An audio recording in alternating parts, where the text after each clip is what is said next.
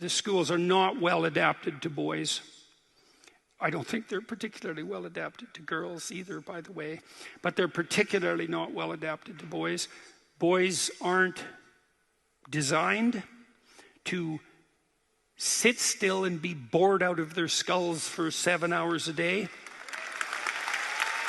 And there are boys with particular temperaments who are even less inclined to be able to do that. So, for example, if you're extroverted, highly social, possessed by a fair bit of enthusiasm and positive emotion, then you're going to appear more hyperactive.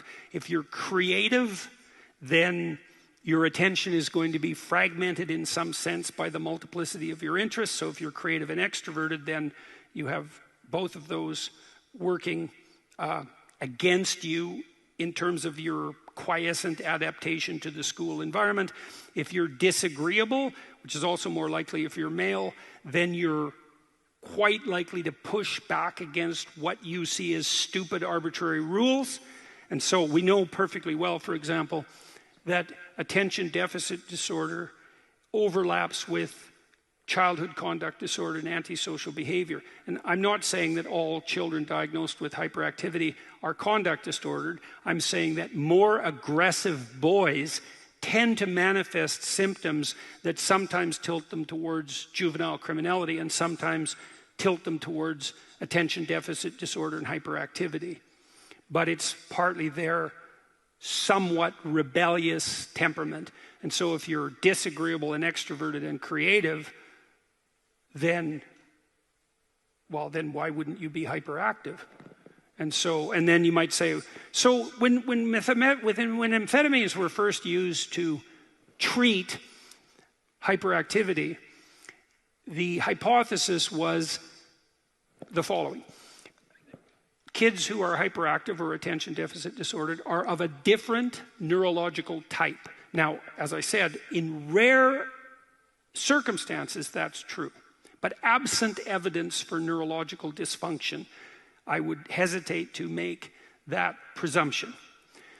The run-of-the-mill hyperactive boy,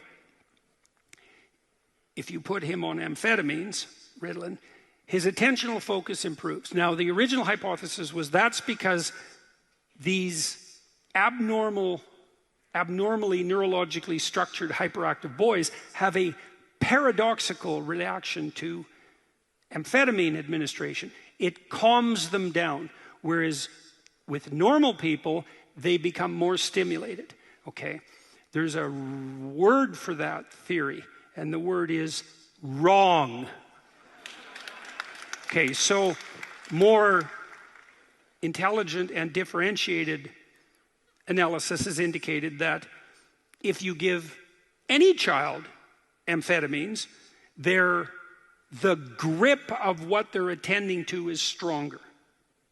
So all children are calmed down by stimulants, personally, because the psychomotor stimulant, which is a dopamine agonist, which activates the focal exploratory system, does increase the capacity for focal attention. But it does that with all children. And so a positive reaction to amphetamine in relationship to attentional focus is no indication whatsoever, even in the most minute manner, that the diagnosis was correct. And so,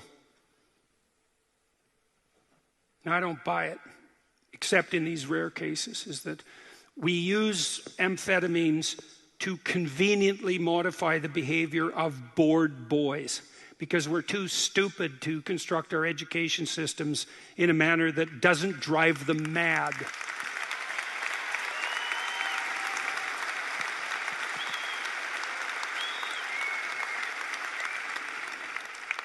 Look, normal university students take Ritalin like mad in university because they learn that they can sustain attention, whether that's productive or not in the long run is a whole different issue, but they can sustain attention with less effort if they use amphetamines. Now, that's a degenerating game, fundamentally, like most drug use.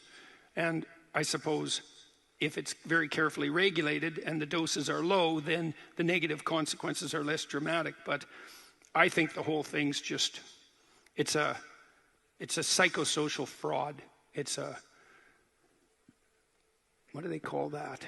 When a system produces there's a name for a disease that's created by doctors. I can't remember it. What's the word?